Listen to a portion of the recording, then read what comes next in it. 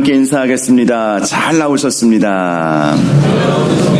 성도님 얼굴만 봐도 은혜가 됩니다.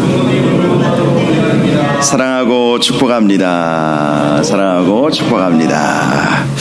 상한 심령을 살피시는 하나님이라는 제목으로 말씀의 은혜를 함께 나누겠습니다. 얼마 전에 프랑스 파리에서 4년마다 열리는 올림픽이 있었죠. 제가 아는 어떤 분의 딸이 자기 친구와 함께 프랑스 파리에 간 일에 대한 이야기를 들었습니다. 파리에 갔는데 그만 숙소에서 가방을 잃어버렸던 것이죠. 그 딸은 돈을 아끼려고 호텔을 예약하지 않고, 혹시 여러분 에어비앤비라는 그 말을 들어보셨습니까? 요즘 젊은 친구들은 이렇게 저렴하게 숙소를 얻을 수 있는 이 스마트폰 어플이 있거든요. 거기서 이렇게 예약을 하고 이렇게 좀 더 저렴하게 이렇게 이제 숙소를 얻게 되었는데, 이 올림픽을 구경하고 왔더니 가방이 사라져버린 거예요. 자기 숙소, 자기 방에서 가방이 사라져버린 거예요. 가만히 보니까 자기 친구 가방은 그대로 있는데 다 이렇게 헤쳐져 있었던 것이고, 노트북하고 이렇게 지갑이 이제 없어진 것을 확인을 했습니다. 그런데 자기 가방은 통째로 없어져 버린 거예요. 왜 그렇게 되었냐면, 친구 가방은 펼쳐놓아서 도둑이 들어와서 중요한 것만 빼갔는데 그 딸의 가방은 꽁꽁 이렇게 닫아놓은 거예요. 그래서 그냥 가방 통째로 들고 가 버렸다는 것입니다. 경찰을 불러서 이렇게 신고를 했죠. 신고를 하고 경찰이 왔습니다. 이것저것 조사해 보더니 경찰이 하는 말이, 프랑스에서는 이렇게 물건을 분실하면 찾을 수 없다는 거예요. 도무지 이해가 안 되죠. 프랑스에서는 찾을 수가 없다는 것입니다. 왜냐하면 이 프랑스라고 하는 나라는 인권을 굉장히 강조를 하다가 보니까 CCTV를 대부분 설치를 안 해놓는다는 것입니다. 그래서 보통의 경우는 CCTV만 확인해 보아도 그 숙소에 들어오고 나가고 하는 것들 다 확인해 보면 누가 가방을 들고 갔으면 이게 보이잖아요. 그러니까 얼마든지 확인할 수 있는데 CCTV가 없으니까 그것을 전혀 확인할 수 없어서 가방을 찾을 수 없다, 그렇게 말을 했다는 것입니다. 우리나라 같은 경우는 OECD 국가 중에서 가장 치안이 잘 되어 있는 나라로 알려져 있습니다. 치안뿐만 아니라 요즘에는 소매치기, 강도, 도둑이 거의 없는 나라가 되어가고 있죠. 외국인들이 가장 우리나라에 와서 놀란 것 중에 하나가, 학생들이 보통 카페나 도서관이나 가서 공부를 하지 않습니까? 그런데 노트북을 가지고 공부를 하고 옆에는 스마트폰을 항상 대부분 다 놓죠. 그런데 자리를 뜰 때 자기 나라 학생들은 주로 그것을, 스마트폰하고 노트북을 들고 화장실을 간다는 거예요. 그런데 우리나라는 그냥 그대로 놔두고 가죠. 그대로 노트북도 놔두고 스마트폰도 놔두고 때로는 지갑도 그냥 그대로 놔두고 잠깐 일을 보고 그렇게 옵니다. 외국인들이 그것을 보고 굉장히 놀란다는 것이죠.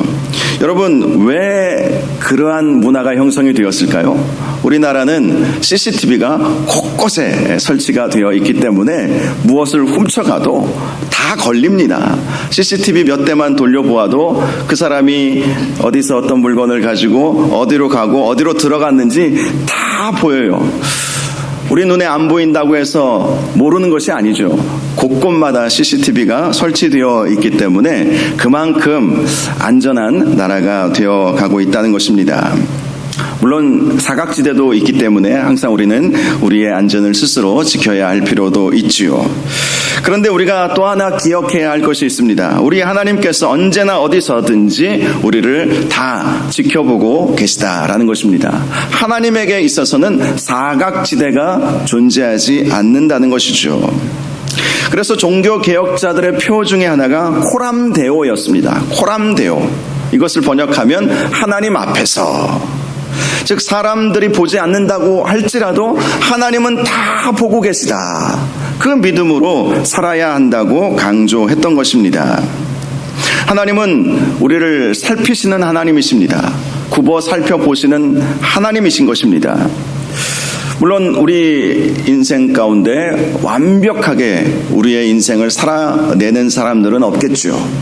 죄악 가운데 빠질 때도 있고 실수하여 넘어질 때도 분명히 있습니다. 그러나 우리 하나님은 우리를 사랑하시는 하나님이시기에 우리를 지켜보시고 우리를 도우시는 하나님이심을 항상 잊지 마시기를 주님의 이름으로 축복합니다. 오늘 말씀을 보면 사라의 여종 하갈이 집에서 도망간 이후의 모습을 보여주고 있습니다. 지난주 말씀드렸던 것처럼 하갈은 아브라함의 아이를 잉태하고 난 이후에 자기 여주인 사라를 멸시하게 되었던 것이죠. 멸시하다에 해당하는 히브리어 원어의 의미는 하찮게 여겼다라는 것입니다. 자기는 임신을 했는데 자기 여주인 사라는 임신하지 못했거든요. 그래서 자신의 우월함을 드러내고 자기 여주인인 사라를 하찮게 여기고 멸시했던 것입니다. 사실 사라는 그의 처음 생각은 하갈을 통해서 자기 아이를 얻고자 했던 것이죠. 고대 근동의 관습 중에 하나는 자기가 자녀를 낳지 못하면 자기 여종을 통해서 자녀를 대신 얻어서 자기 호적에 올릴 수 있었던 그런 관습이 있었습니다. 그래서 사라는 하갈을 통해서 자기가 아들을 얻고자 했던 그 마음을 가지고 있었던 것입니다. 그런데 사라의 뜻대로 되지 않았죠. 임신한 하갈은 자기 뱃속에 있는 이 아이를 자기 여주인인 사라에게 주고 싶은 생각이 전혀 없었던 것입니다. 오히려 저 늙은 여주인보다 아브라함은 나를 더 예뻐할 거야, 이런 생각으로 자기가 정실 부인이 되고자 하는 마음도 있었을 것입니다. 결국 사라는 분노가 극에 달하게 되었습니다. 그리고 아브라함에게 화를 냈습니다. 사실 문제의 발단은 사라에게 처음부터 있었음에도 불구하고 사라가 자신의 뜻대로 일이 진행되지 않자 아브라함에게 화를 냈던 것입니다. 아마 아브라함에게 화를 낸 이유 중에 하나는 아브라함이 하갈이 자기 아이를 임신하자 예전과는 달리 하갈을 너무 귀하고 예뻐했던 것으로 보입니다. 그러니 사라가 그 마음 가운데 질투심이 일어났던 것이고, 또 하갈은 전혀 자기를 예전처럼 상전으로 받들지 아니하고 아브라함의 아이를 임신했다는 이유로 자기를 하대하니까 그 분노가 극에 오르게 되었던 것입니다. 아브라함은 사라를 진정시키기 위해서 당신 마음대로 하시오 라고 말했습니다. 그러자 이번에는 입장이 바뀌어서 사라가 하갈을 학대하기 시작하는 것입니다. 학대하다라는 이 말의 원어의 뜻은 보응하다, 되갚아준다는 것이죠. 사라는 자기가 당한 것만큼 하갈에게 안갚음을 한 것입니다. 결국 하갈은 사라의 학대를 참지 못하고 도망쳐 버리게 되었던 것입니다. 하갈이 도망친 이유는 물론 사라의 학대가 있었기 때문이었겠지만 가장 근본적인 이유는 자기 뱃속에 있는 아이를 여주인인 사라에게 결코 주고 싶지 않았기 때문이었습니다. 그래서 이 아이를 지키기 위해서 그는 아브라함의 집을 떠날 수밖에 없었던 것입니다. 여러분, 하갈에 대해서 잠깐 한번 생각해 보겠습니다. 하갈은 출신이 어디입니까? 애굽 여인이었어요. 그녀는 애굽 왕 바로의 궁에서 살던 여종이었습니다. 궁녀였습니다. 그녀는 그렇게 궁에서 평안하게 왕을 잘 보필하다가 적당한 나이에 시집을 가서 궁을 떠나서 안정적인 가정을 이루며 행복하게 살 것이라고 생각했을 것입니다. 그런데 어느 날 어떤 여인이 왔는데 그 여인을 바로가 자기의 아내로 맞이하고 그 여인의 몸종이 되게 했던 거예요. 그 여인은 사라였죠. 아브라함이 그의 아내 사라와 함께 가나안 땅에 왔던 기근을 피해서 애굽으로 갔다가 아내에게 당신 내 여동생이라고 그렇게 하라고 하는 바람에 바로가 정말 여동생인 줄 알고 너무 아름다운 그 여인이었기 때문에 자기 아내로 맞이했고 하갈을 몸종으로 이렇게 붙여주었던 것이죠. 그런데 알고 보니 그 사라는 아브라함의 아내였던 것입니다. 바로가 어쩔 수 없이 하갈을 이 사라를 아브라함에게 다시 보내주고 떠나게 했죠. 애굽을 떠나라. 하나님께서 크게 징계를 내리셨기에 그들을 가만히 데리고 있을 수가 없었기에 떠나라고 했습니다. 그때 따라온 여인이 하갈이었던 것입니다. 졸지에 꿈이 무너져 버린 것이죠. 자기는 애굽 여인으로서 애굽에서 멋진 청년 만나서 언젠가는 시집도 가고 아이도 낳고 행복하게 살 것이라고 생각을 한 것입니다. 그런데 졸지에 이방인인 이러한 자기 입장에서는 이방인 출신의 그런 사람에게 붙여져서 가나안 땅으로 강제로 이주하게 되었으니 그녀의 상실감은 굉장히 컸을 것입니다. 그런데 거기까지는 그래도 참을 수 있었을 거예요. 그런데 어느 날 갑자기 여주인인 사라가 자기에게 너 아브라함의 첩이 되라. 그리고 네가 아이를 낳아서 나에게 주어야 된다. 이런 말을 하는 것입니다. 하갈의 마음은 그때 얼마나 낙담이 되었겠습니까? 자기가 이러려고 여기까지 온 것은 아닌데 그래도 가나안 땅까지 와서 여기서 또 시간이 되면 좋은 남자 만나서 결혼해서 살림도 살고 그리고 그렇게 행복하게 살 줄 알았는데 자기가 보기에 당시 아브라함의 나이가 86세였어요. 늙은 노인네 첩이 되라니 그리고 그렇게 해서 얻은 아이를 자기 수하에 두는 것도 아니고 자기 여주인에게 주어야 한다니 이건 정말 낙담이 되는 일 아니었겠습니까? 평생 한 늙은 남자의 첩으로 살아가야 하는 운명이 그에게 주어지게 되었던 것입니다. 그러다가 이제 임신을 하게 된 것이죠. 그리고 생각해 봅니다. 그래도 나의 미래는 내 뱃속에 있는 이 아이가 되어 주어야 하는데 이 아이를 나중에 어떻게 여주인에게 다시 돌려보낼 수 있을까? 그런 마음을 하라는 이 하갈은 분명히 가지고 있었을 것입니다. 그래서 어떻게 하면 이 아이를 지킬 수 있을까? 어떻게 하면 이 아이를 내 수하에 둘 수 있을까? 그렇게 하다가 이제 사라를 멸시하고 사라를 그렇게 무시하는 일이 있게 되었던 것입니다.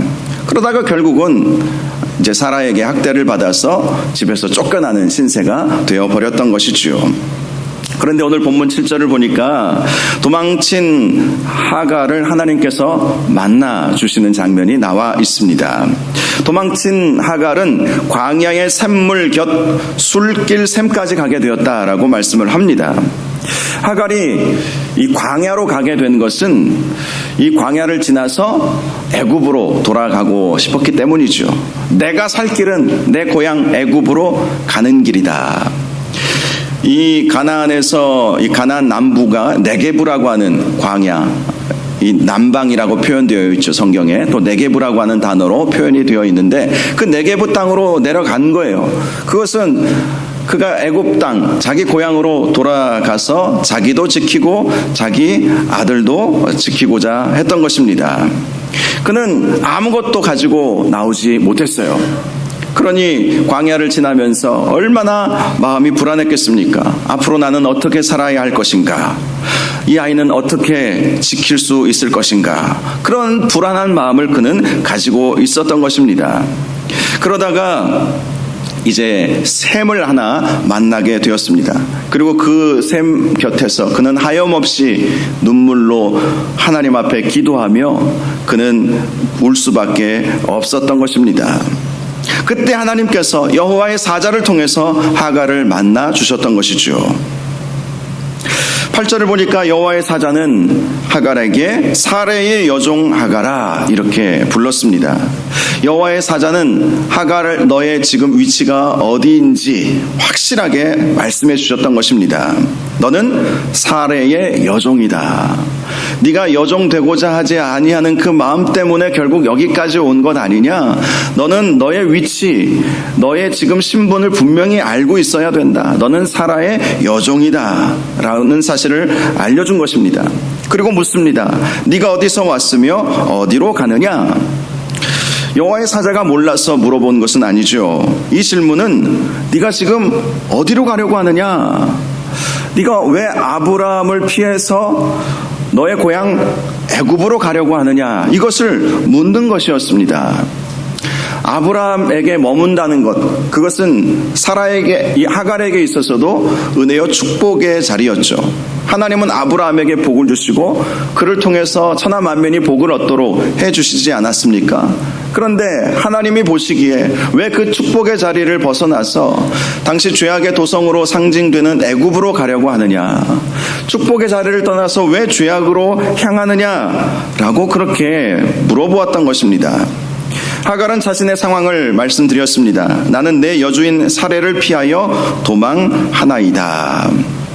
그는 자신의 위치를 확실히 알고 있었다는 것을 알 수 있습니다. 내 여주인 사레. 그전에는 사레를 여주인으로 생각하지 않았던 때가 있었죠. 그래서 지금 이 상황까지 오게 된 것입니다.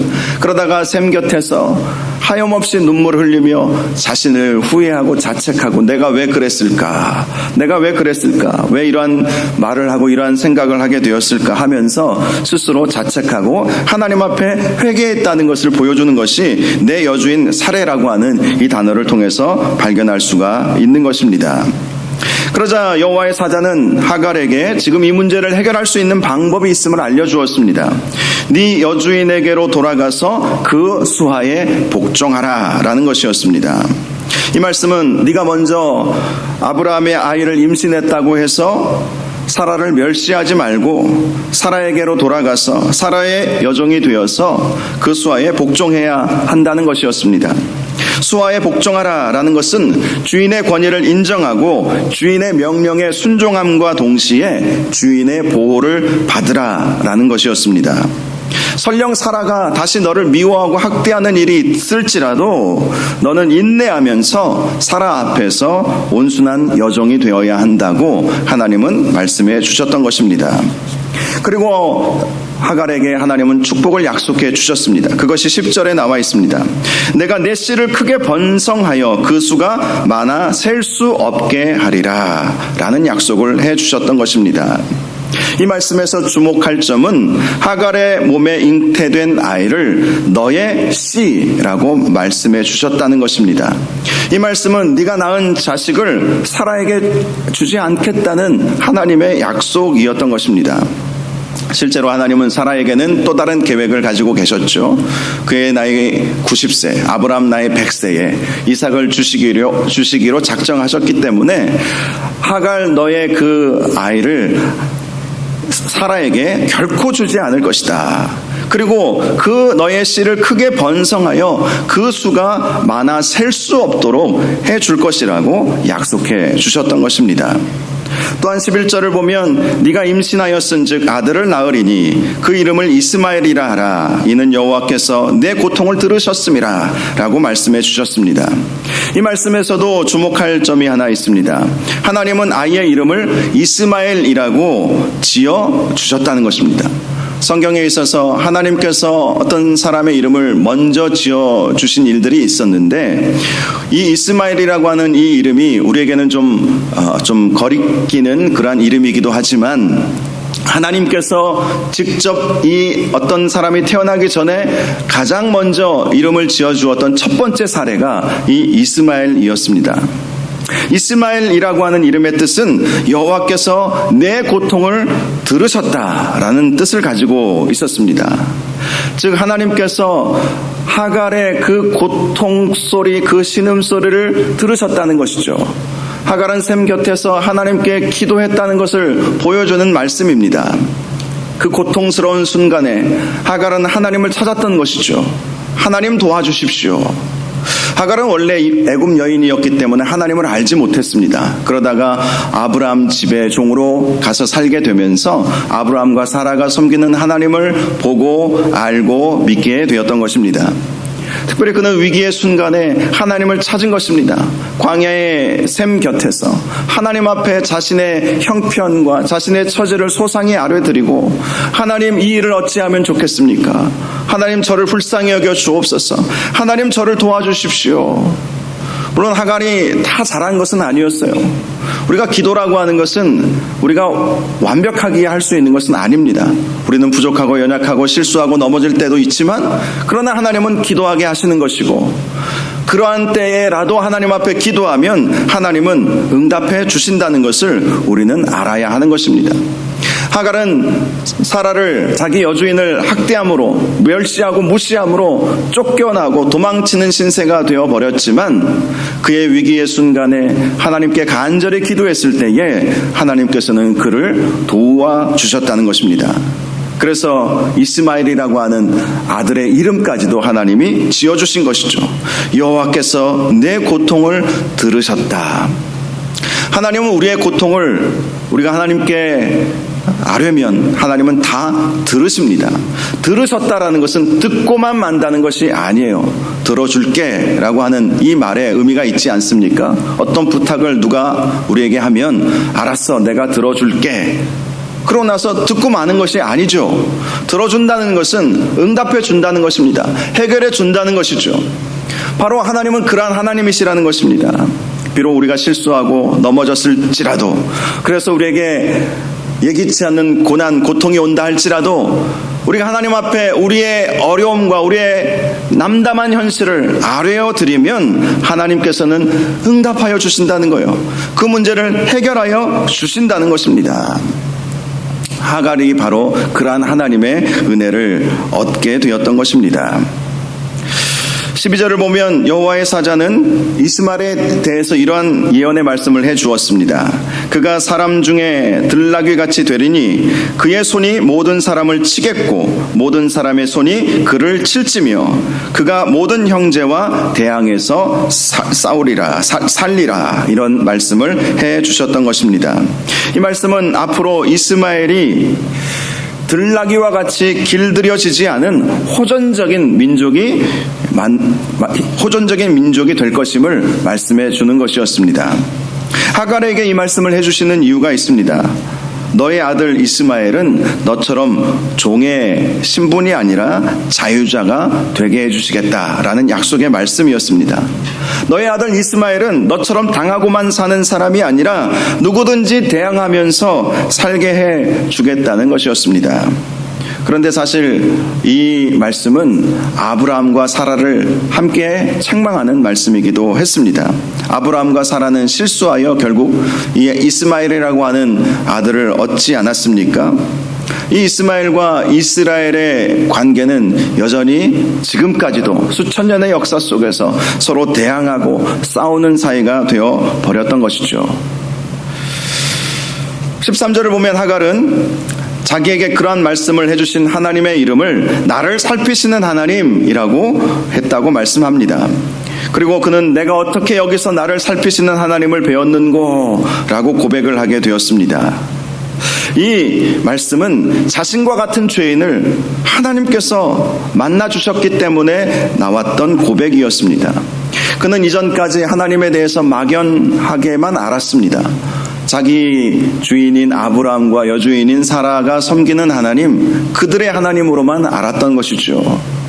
그런데 자기가 위기의 순간, 고통의 순간 하나님을 찾았을 때 하나님께서 만나 주심으로 인해서 그들의 하나님이 아닌 나의 하나님으로 하나님을 인식하게 되었던 것입니다. 생각해보면 자기는 죄인이고 실수투성이인 연약한 인간이었음에도 불구하고 하나님께서 나 같은 사람의 기도를 응답하시고 나 같은 사람을 찾아와 주신 것이 너무나도 감사했던 것입니다. 살피시는 하나님이라는 이 하갈의 고백은 하나님을 너무나도 잘 이해하고 있는 고백이기도 합니다. 살피시는 하나님. 여러분, 이 살피시는 하나님은 우리 하나님의 속성이라는 사실을 꼭 잊지 마시기를 바랍니다. 하나님 우리를 살펴주시는 하나님이신 거예요. 시편 33편 12절에서 14절을 보면 다윗이 이러한 고백을 했습니다. 여호와를 자기 하나님으로 삼은 나라 곧 하나님의 기업으로 선택된 백성은 복이 있도다. 여호와께서 하늘에서 굽어보사 모든 인생을 살피심이요 곧 그가 거하시는 곳에서 세상의 모든 거민들을 굽어 살피시는도다. 다윗은 하나님의 백성은 하나님의 축복 가운데 사는 백성이라고 고백했던 것입니다.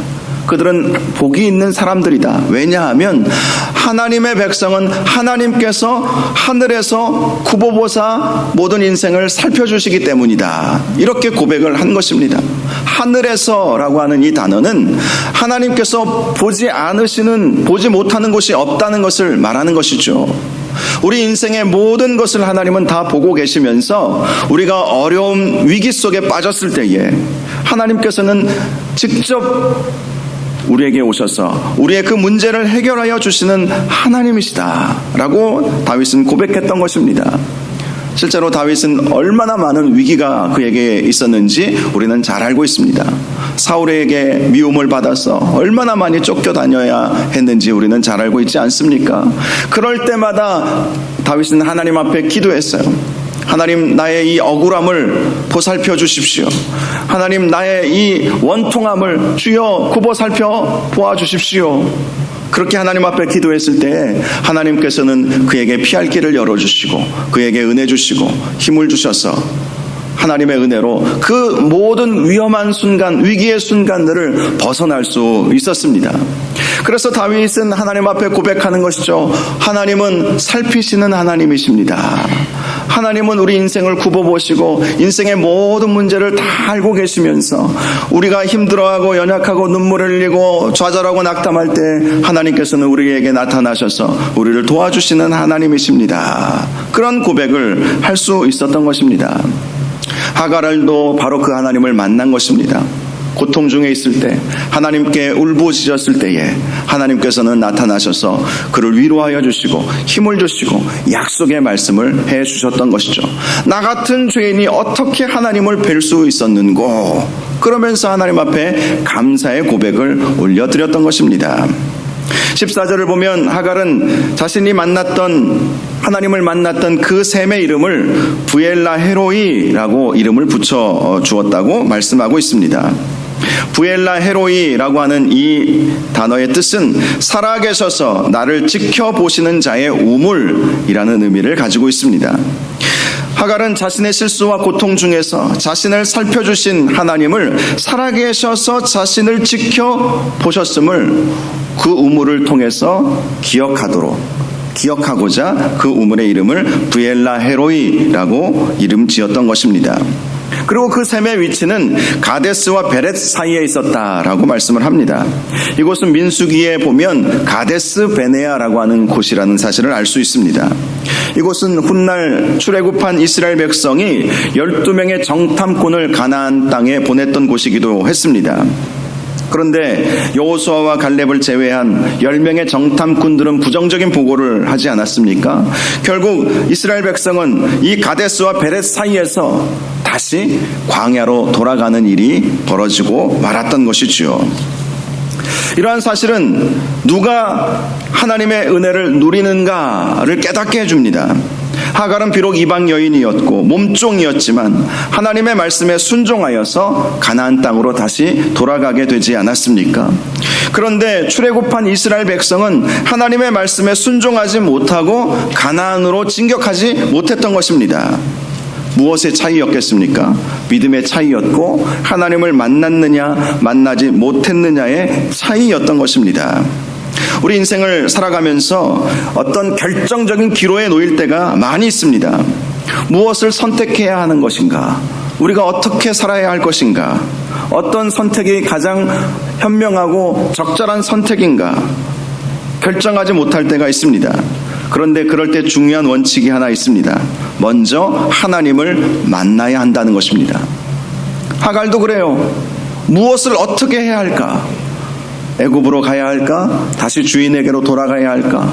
이러지도 못하고 저러지도 못하고, 이 광야라고 하는 것은 온갖 위험이 도사리고 있는 곳 아니겠습니까? 맹수들도 있고요, 사나운 독사들도 있고요, 전갈과 같은 그러한 독이 있는 곤충들도 있고요, 먹을 물도 없고요, 먹을 음식도 없습니다. 그 광야의 삶, 그 광야로 계속해서 갈 것인가? 그래서 애굽까지 위험을 무릅쓰고 가야 할 것인가? 아니면 참고 인내하면서 다시 가나안으로 가서 아브라함에게, 사라에게로 갈 것인가? 그 기로에 놓여 있을 때 이 하갈이 해결받았던 이유는 그 문제를 해결받을 수 있었던 것은 바로 하나님을 만났다는 거예요. 그런데 출애굽한 이스라엘 백성이 결국은 가나안 땅으로 가지 못하고 광야로 가버린 이유가 어디에 있었겠습니까? 하나님을 알지 못하고 하나님을 믿지 못했기 때문에 10명의 정탐꾼의 그 부정적인 보고를 듣고 그들은 가나안을 선택하지 못하고 광야로 38년간 헤매는 민족이 되어버렸던 것입니다. 여러분, 결정적인 기로의 순간에 우리가 먼저 항상 생각해야 하는 것은 하나님을 만나야 되겠다, 이런 생각을 해야 하는 것입니다. 어떤 고민이 있으십니까? 어떤 문제가 있습니까? 그때 여러분 놓치지 마십시오. 항상 기억하시기 바랍니다. 하나님을 만나야 해결된다. 하나님을 만나야 해결된다. 이것을 항상 마음속에 담고 사셔야 합니다. 안 그러면 너무 상황이 막 복잡하게 급박하게 막 진행되다 보면 우왕좌왕할 수밖에 없어요. 그럴 때 여러분 가만히 잠잠히 하나님을 바라보시기를 바랍니다. 하나님 안에 답이 있어요. 하나님을 만나면 모든 문제가 해결이 되는 것입니다. 하갈이 지금 이러지도 저러지도 못하는 상황 속에서 얼마나 그가 고민이 되었겠습니까? 광야로 계속해서 가서 애굽으로 가자니 광야의 그 위험한 것들이 생각이 나니 얼마나 광야로 가지도 못하겠고 결국 도망쳐서 자기 아들 뱃속에 있는 자기 자식 지켜보려고 빼앗기고 싶지 않아서 다시 주인에게로 간다는 것도 이것은 있을 수 없는 일이고 무엇을 어떻게 해야 할지 모르는 순간에서 하갈이 취했던 태도는 하나님 앞에 기도했던 것이고 그 기도함으로 인해서 그가 하나님을 만남으로 그 인생에 있어서 문제들이 해결이 되었다는 것이죠. 여러분, 우리 인생에 있어서도 이러한 순간이 오게 된다면 먼저 하나님을 찾으시기 바랍니다. 하나님 앞에 나와 기도하시기 바랍니다. 우리의 모든 상황을 살피시는 하나님을 바라보시기를 바랍니다. 하나님은 모르고 계시지 않습니다. 하나님은 우리의 마음을 다 알고 계십니다. 우리의 형편과 처지를 다 알고 계시는 분이 바로 우리 하나님이십니다. 그리고 해결 방법도 알고 계세요. 하나님은 하나님의 능력으로 우리 인생의 문제들을 다 해결해 주실 수 있는 전능하신 하나님이십니다. 하나님께 나아가야 그 문제를 해결할 수 있어요. 내 힘으로 내 인간적인 방법으로 어떻게 그 높은 산을 우리가 넘을 수 있으며 우리에게 오는 그 위기를 우리가 어떻게 극복해낼 수 있겠습니까? 우리가 아무리 힘이 있고 아무리 지혜가 있고 아무리 가진 것이 많다 할지라도 우리 인생의 문제는 우리 스스로의 힘으로 해결할 수가 없습니다. 그런데 우리에게는 전능하신 하나님이 계십니다. 우리를 살펴주시는 하나님, 우리의 모든 것을 다 지켜보시고 다 알고 계시는 하나님, 어디로 가야 무엇을 해야 우리의 인생의 그 문제들을 해결할 수 있는지 해답도 다 알고 계시는 분이 저와 여러분이 섬기고 믿는 하나님이심을 믿으시기를 바랍니다. 하갈이 그 하나님을 만났기 때문에 그 하나님을 찾고 만남으로 말미암아 그에게 있어서 이 위기의 순간, 그 고통의 순간을 벗어날 수가 있었던 것입니다. 하나님은 신실하신 하나님이심을 항상 기억하시기를 바랍니다. 15절과 16절을 보면 하갈은 이제 아이를 출산하게 되었죠. 그리고 그 아이의 이름을 아브라함이 이스마엘이라고 그렇게 부르게 했습니다. 이 이스마엘이라고 하는 이 이름은 하갈이 아브라함에게 알려준 이름이었겠죠. 광야에서 하나님께서 나에게 아들을 낳을 것이고 그 아들의 이름을 이스마엘이라고 부르게 하셨습니다. 그래서 아브라함은 의심하지 않고 그 아이의 이름을 이스마엘로 불렀던 것입니다.